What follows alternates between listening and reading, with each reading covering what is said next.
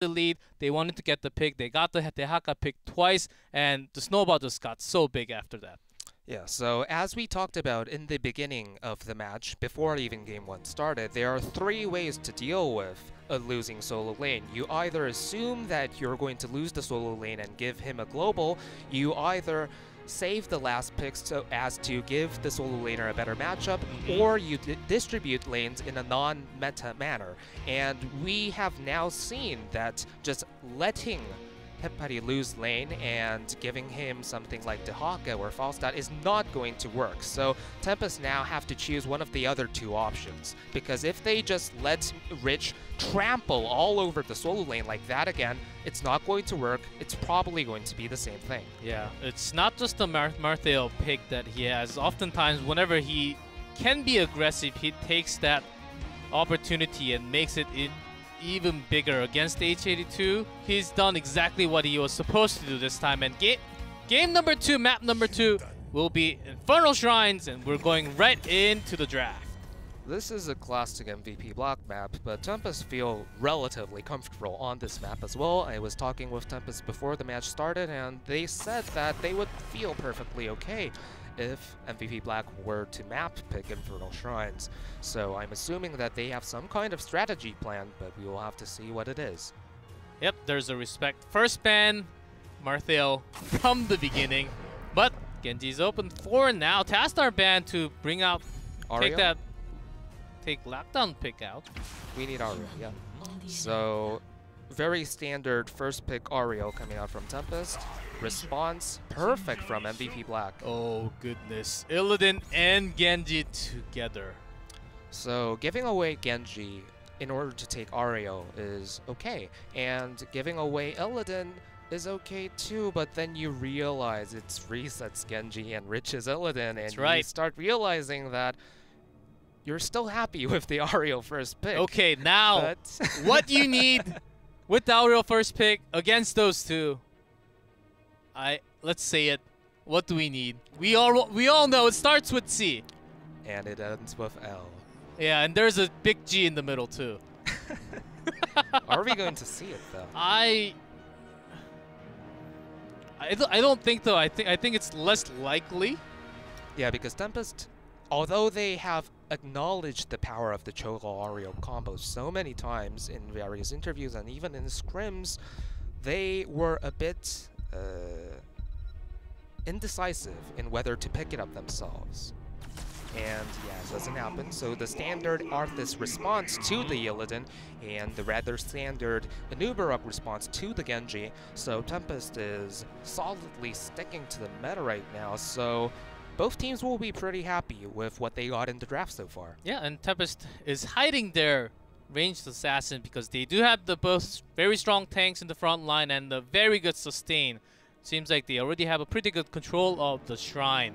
Can't call the minions, but the question is now, which DPS does MVP Black has to ban? They're thinking of Vala right now, but Hakona played Lunara just in game number 1. There are some other options, as we saw, sometimes even Cassia coming in against Greymane. And the standard ranged assassin response to Illidan is Cassia, so MVP Black are probably debating whether they should care more about the Vala or more about the Cassia, which is why they're just hovering over Vala and not locking it in right now, but they decide to go with the Vala since it's something that Tempest is a little bit more comfortable on, because Lockdown is comfortable on Vala, Honkano is comfortable on Vala, whereas they haven't played as much Cassia.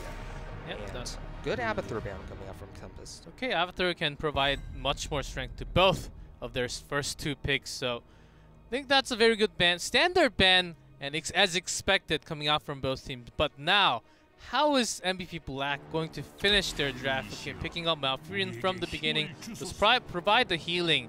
Would that be enough when they dive in?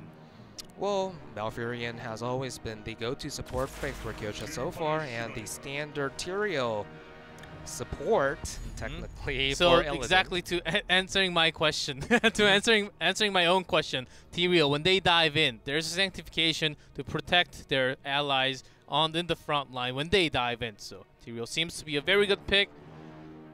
I think they're already set. They just have to have the 5th pick as possibly the counter to the last few DPS that Tempest was going to pick here. So I would definitely like to see a Cassia pickup. I think that's pretty much set, unless they want to go for the Tychus, which is very decent on Infernal Shrines. That's I right. actually believe Tychus is undefeated so far on Infernal Shrines in HGC Korea, so definitely something to think about there. Tychus is also a very solid pick against Illidan for one, but I don't know. Apart from Tychus, I think bringing Cassia for the blind, of course, will be a lot of help for Tempest side. Do you want to see a double support Regar or a Lili? Putting all the damage onto Cassia, but no! Whoa. Chromie Greymane! The Chromie was super unexpected, especially on Infernal Shrines. Okay. Chromie game number 1, game number 2. Maybe today the Chromie will be the biggest upset in today's series coming in. Chromie from on the other side. I mean, Lockdown is a pretty damn good Chromie, and something to also think about is that Tempest has often resorted to handing over Lockdown, a hero that can completely turn around the game if played in a godlike fashion.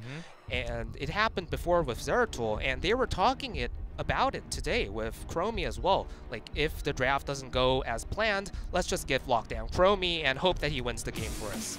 And there was a last pick, Falstad for MVP Black to put Sake onto the global. Seemed like that was a very good draft coming out from Black. I have got to say, my favorite goes to Black, but Tempest with that Chromie, with the Greymane last few picks, can they make a comeback and make this series into 1-1? Let's find out. Let's go into game number 2, Infernal Shrine.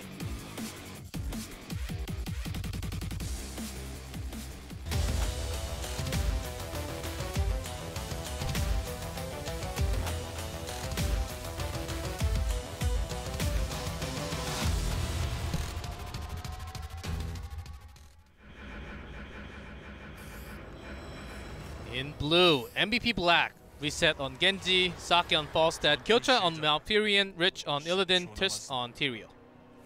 And in the red, we see Tempest with Hyde on Ariel, Honkano on Greymane, Lockdown on Chromie, Sign on Nubarak, and H82 on Arthas.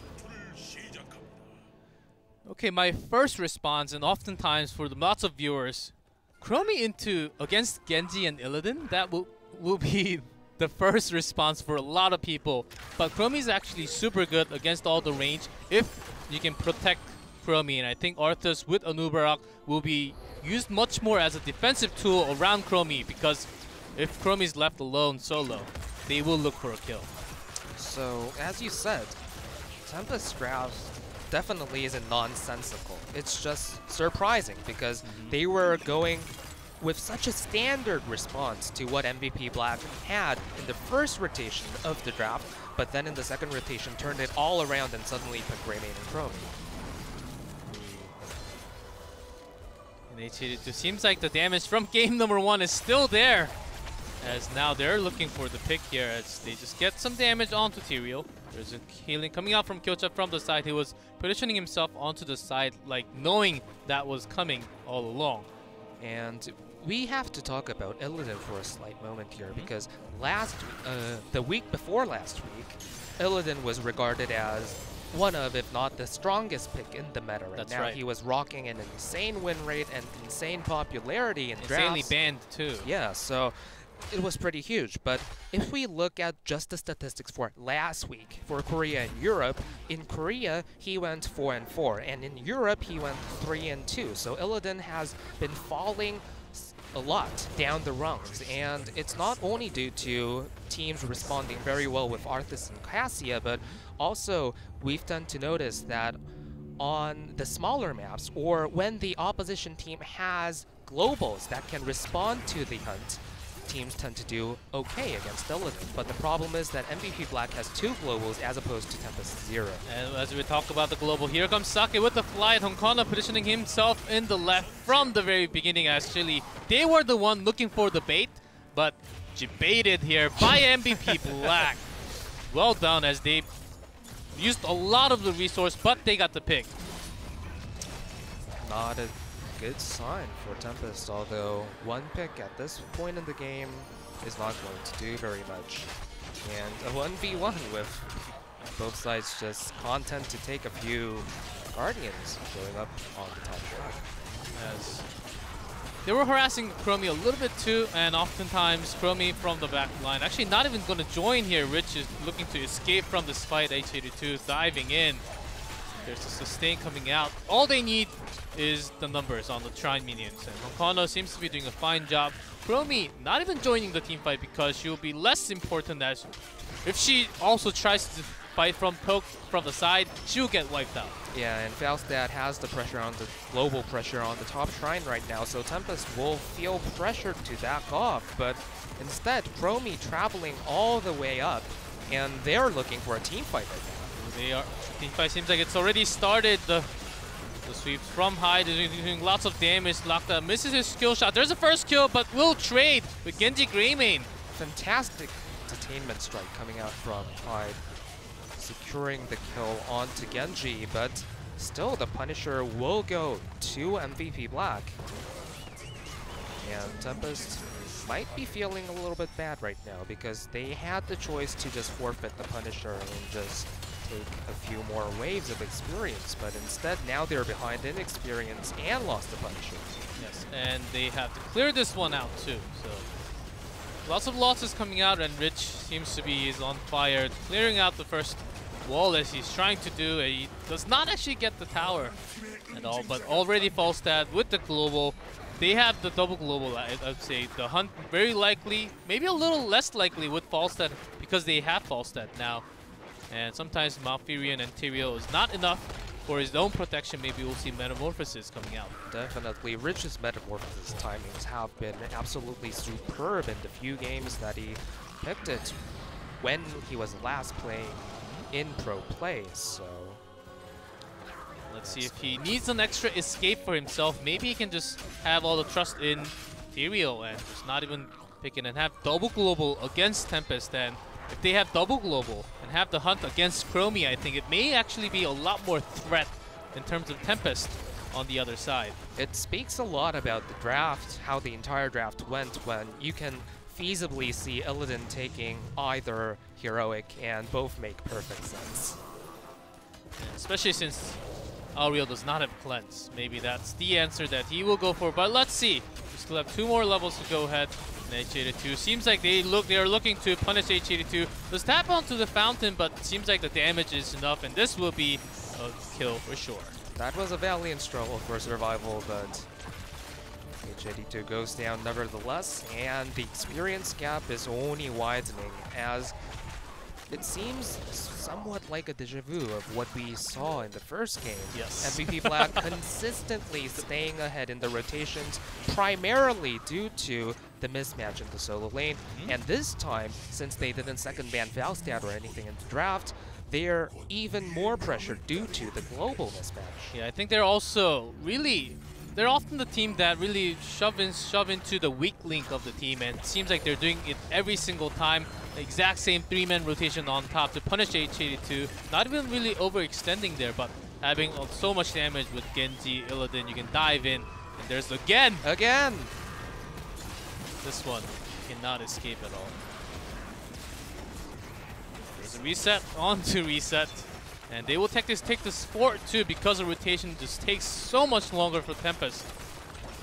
Do you think this is H82's fault? Because I don't think this is his fault. I don't think it's his fault. I think it's more of how they want to commit resources and have the teammates to back up when the ganks come up. They can actually bait this into their own play. I feel like that was possible before 10, but after 10, it's going to be even harder right now. Yeah, as we said, first in when the match started and then in the draft for the second game, Tempest really needs to think about how they want lockdown, barely gets healed, but no, there's a reset. Sanctification actually dropped for the safety, the extra safety.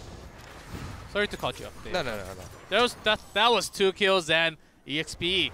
2-level lead already for MVP Black. They are the team that wants to snowball when they see a chance. Tempest are breaking apart really. Yeah. And to resume my points earlier, Tempest really need to figure out a new way to deal with the solo lane mismatch. Just letting H82 lose the solo lane like that and offering MVP Black the free 3v1 gank repeatedly up on the top lane is not a sustainable strategy. they have planned to take it to level 20 and possibly like just win through team fights with the Twilight Archon last game, so I wasn't as critical because they had a slight win condition, albeit at level 20, and unfortunately they didn't even reach level 20 in the last game. But this game, they're not even stronger in the late game. They have no win conditions right now. That's only if they can get a pick with those temporal loops, but no, not this time. And Sake is actually in the front, but shields from Tyrael is enough, and they want to take this around, and H82 does take the damage, cannot get a kill. Tempest probably wanted to do something with a team fight, because it was a short window of opportunity in which they were on the same talent tier, but unfortunately the Gust nullified their intentions, and now the outer walls of the bottom keep are completely exposed. Ooh, and Auriel has, and there's a cocoon to save himself, but will that be enough? The heal comes out from Hyde. Seems like that's just enough. Every single dive from Black seems scary at the moment, and you cannot get even close to it. Cocoon was already used, Temporal Loop still on cooldown, and Aegis, I think that's the biggest one used right now. So, in essence, the Stomp Fest that's happening right now is a combination of Tempest failing to accommodate for what happened in Game 1 up on the solo lane, and the Hail Mary Chromie pick in the draft, which eventually didn't really amount to anything in this game. Seems like timeout was needed. Maybe I'll just go in for the bye-bye. I think that could have been a better choice, because you after 8 seconds or how many seconds timeout is, you'll find yourself into that even more dangerous zone that it is before. Oh god. So what do Tempest have to do to come back into this game? Well, level 13 is quite a ways away, but I don't know, like, other teams may have other approaches to deal with this, but Tempest have always been that team who look to reverse the tides of a losing game through team fights. So they're probably going to look for the level 13 and hope to have a game-turning team fight there. But the problem is that MVP Black has always been a team that is very mindful of the opposition team's intentions, and knowing that, they're not going to let Tempest commit to it so easily. It's really tough. Number 8, plan A is the Cocoon one and look for a pick with the Temporal Loop, with the burst coming out. Actually, it's not Cursed Bullet and goes for the throw. Can maybe provide more damage for the second kill, but the problem I think here coming out here is, as you can see, Hyde holding that full hope, is who are you going to put that crown on to gain your hope from? The auto attack Chromie, which is very, very slow, or is it Greymane oftentimes? So missing that Vala, Lunara, the constant DPS is really hurting them right now.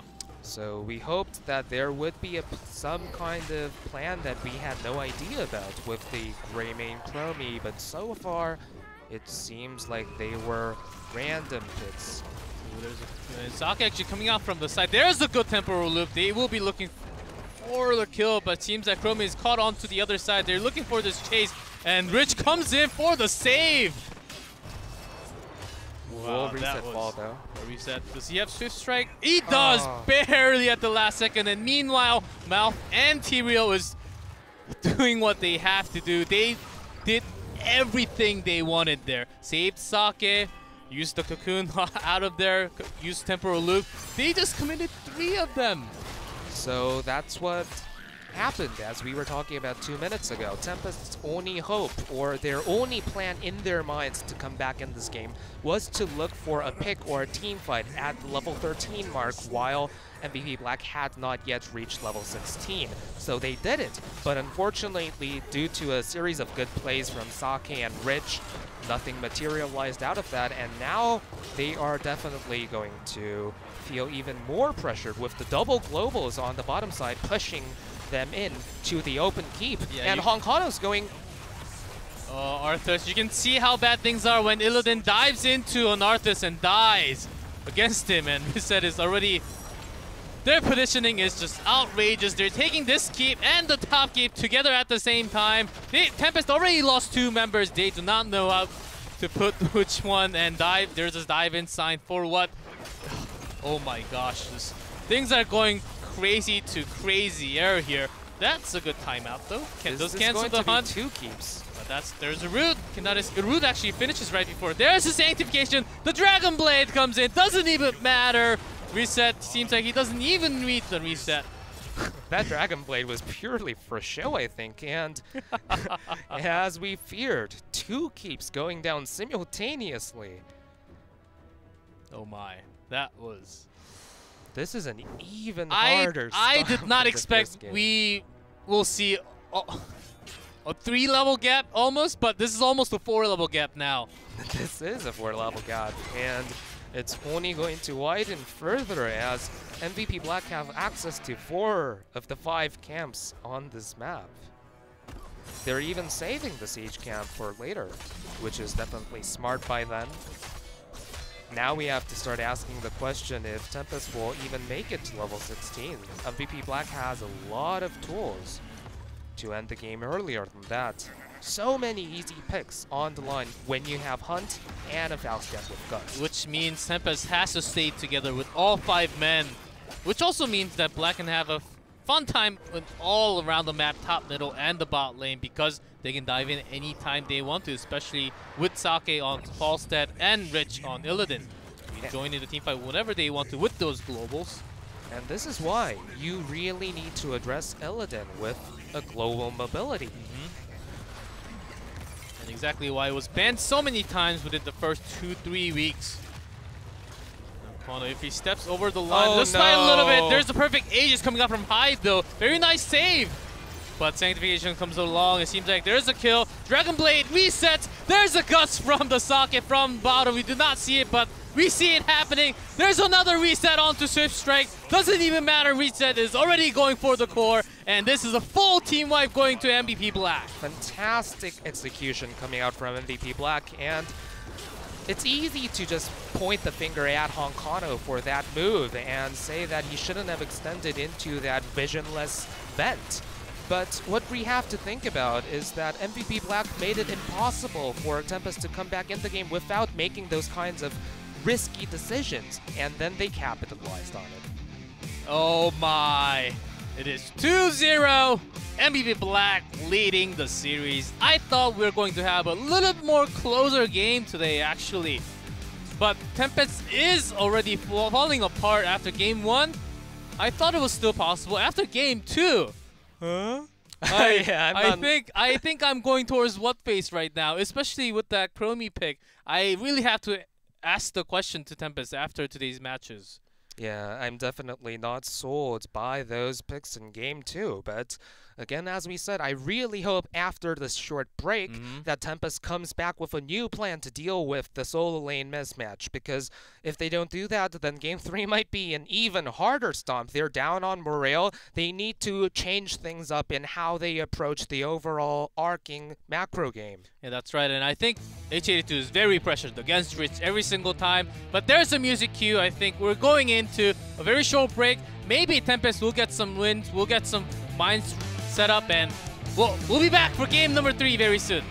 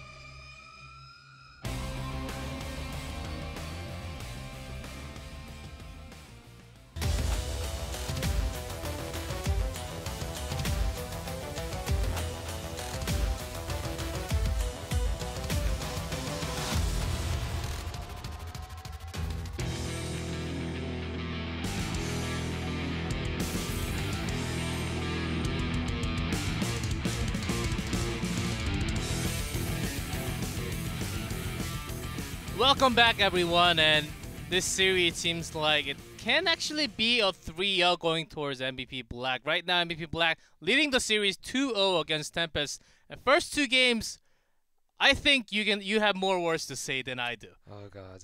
I just hope that, HG2 doesn't get too emotional